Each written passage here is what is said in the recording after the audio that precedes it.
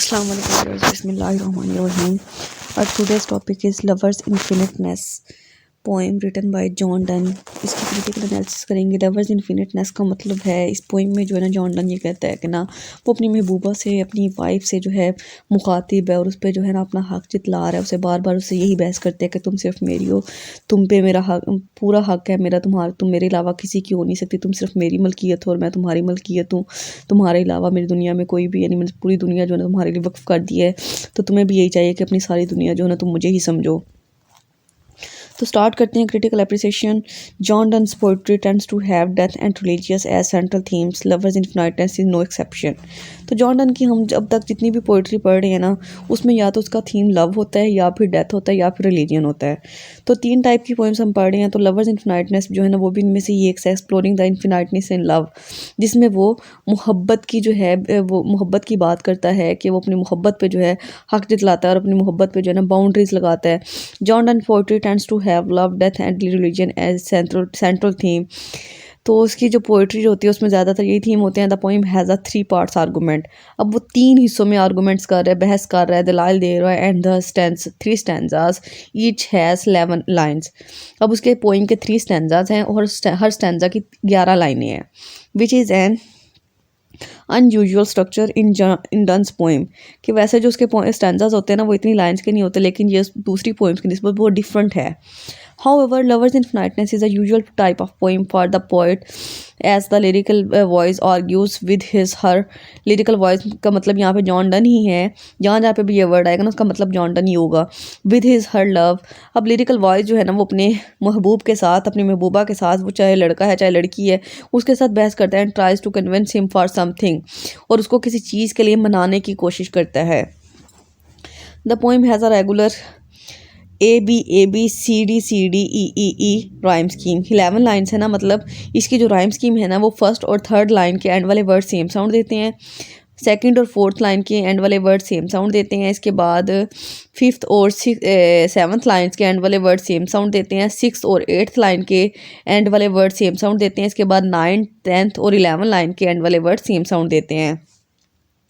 The tone is wistful and anxious while the mood off the poem is dream like and romantic. कि यानी poem जो है ना वो बहुत ज़्यादा बेचैनी के बारे में है, बहुत ज़्यादा अनसेटिस्फिकेशन के बारे में है, लेकिन पोइम का जो मूड है ना वो पूरी पोइम में ऐसे है कि जैसे वो कोई ख्वाब देख रहा है और बहुत ज़्यादा रोमांटिक है।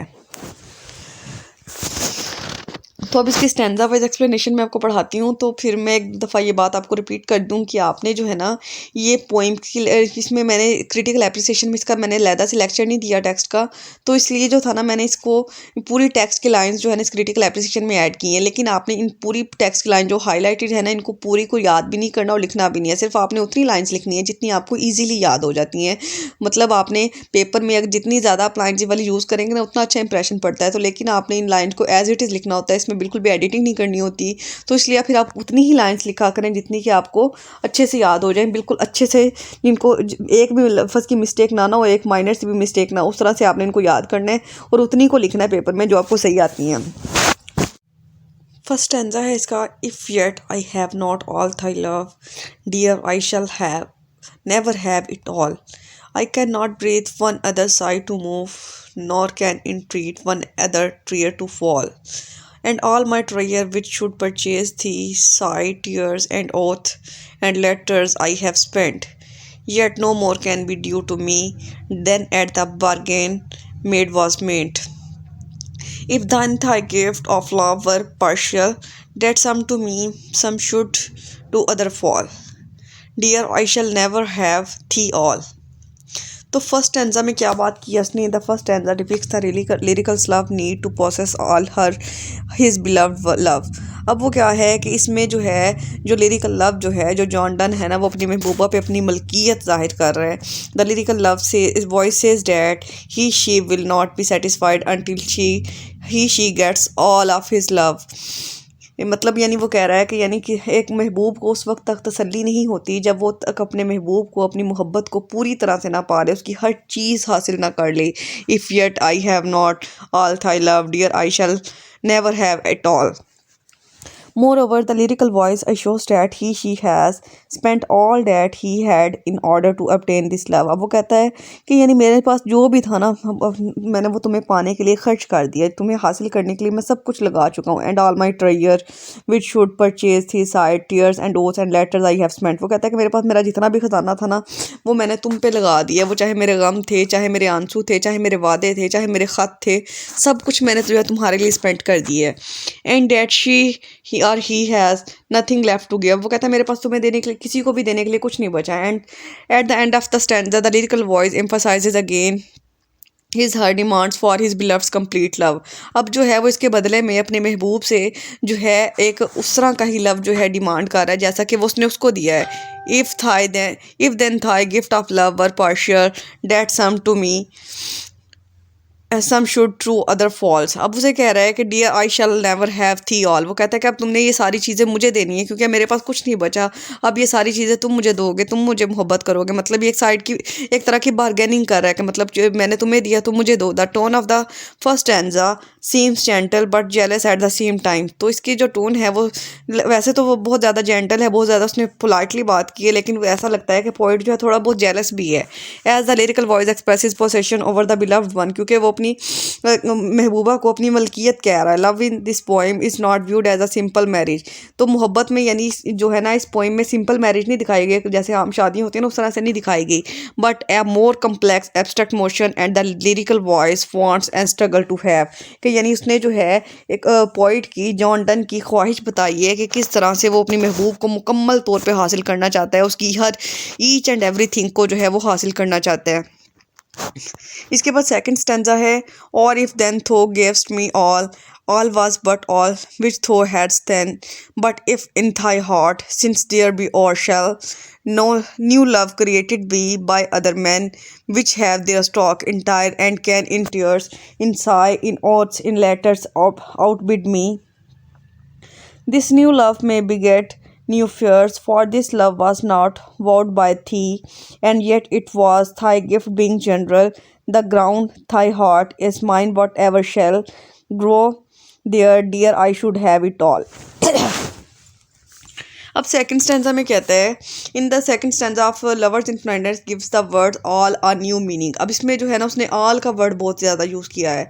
ऑल का मतलब तुम्हारा सब कुछ। महबूब को कह रहा है कि तुम्हारा हर चीज़। As the lyrical voice continues talking about his beloved one, he states that even the lover gave his her all the would that would not be enough। वो कहता है कि अब उसने जो है जो भी कुछ भी अपने महबूब को दिया है वो काफ़ी नहीं है। The lyrical voice expresses the need of continue stream of love. वो कहता है कि मेरी जो मोहब्बत की नदी है ना वो तो नॉन स्टॉप है, वो तो बहती ही जाएगी, बहती ही जाएगी, कभी ख़त्म नहीं होगी। Because even if his her beloved one give him और हर ऑल। अब वो कहता है कि अब लेकिन वो ये कह रहा है कि अब उसकी जो बिलव्ड है ना, उसकी महबूबा है, उसे भी तो सब कुछ देना होगा ना। The lyrical voice would still worry that his love could be taken away by others who could give more than she to the lovers. अब वो कहता है कि मुझे बस इस चीज़ की परेशानी है, मुझे इस चीज़ का डर लगा रहता है कि जो मेरी महबूबा है ना उसे कोई और ना ले जाए, मतलब उसे कोई मुझसे ज़्यादा ये सारी चीज़ें मुझसे ज़्यादा मोहब्बत ना दे दे। At the end of the stanza the lyrical voice says that she deserves his her lovers all because she already gave the lovers all. वो कहता है कि लेकिन मैं कहता हूँ कि यानी कोई भी महबूब जब किसी से मोहब्बत करता है ना तो उसे भी बदले में उतनी ही मोहब्बत मिलनी चाहिए। Notice how the meaning of all slightly shift from the end of previous stanza. तो उसमें यानी उसमें जो पहले ऑल का मतलब कुछ और ले रहा था, लेकिन अब उसने इसका ऑल का मतलब चेंज कर दिया प्रीवियस स्टैंजा की निस्बत। And creates a sort of conclusion from the previous lines. मतलब उसने फाइनली इस बात पे कहा है कि यानी उसको उसके महबूब को हक तो है कि वो किसी और को दे, लेकिन वो कहता है कि ऐसा होना तो नहीं ना चाहिए कि जब मैं उसे पूरी मोहब्बत दे रहा हूँ, पूरी जो है अपना हर चीज़ जो है उसमें मैंने स्पेंड कर दी है, तो मैं बदले में मैं भी तो डिज़र्व करता हूँ ना कि वो भी मुझे ऐसे ही मोहब्बत करे।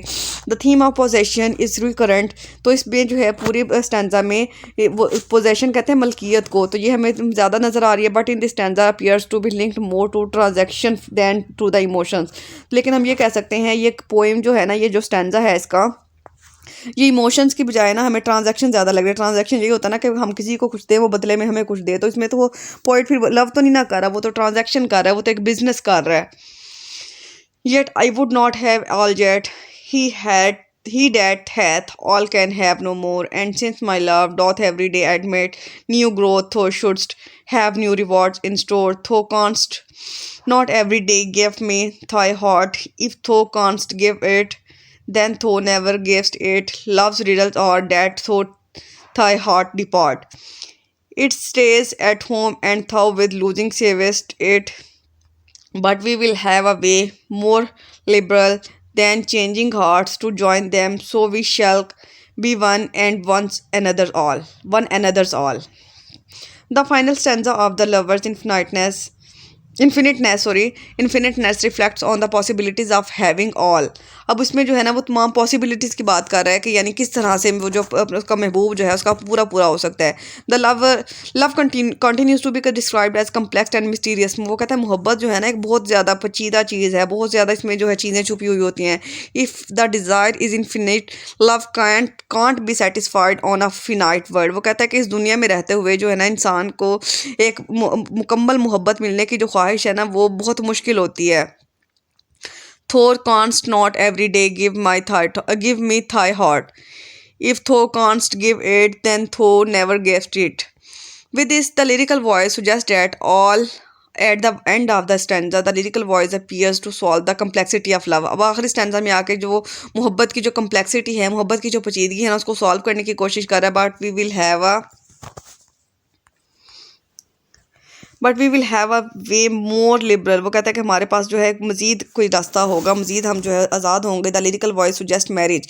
अब वो कहता है कि हमें शादी कर लेनी चाहिए as a physical and mystical bond. तो ये वो कहता है शादी ही जो है ना बेस्ट सोल्यूशन होता है कि उसमें आपका रूहानी ताल्लुक भी बन जाता है, फिजिकल जो सेटिस्फिकेशन होती है वो भी आपको मिल जाती है. Where lovers can achieve to be one and one others all.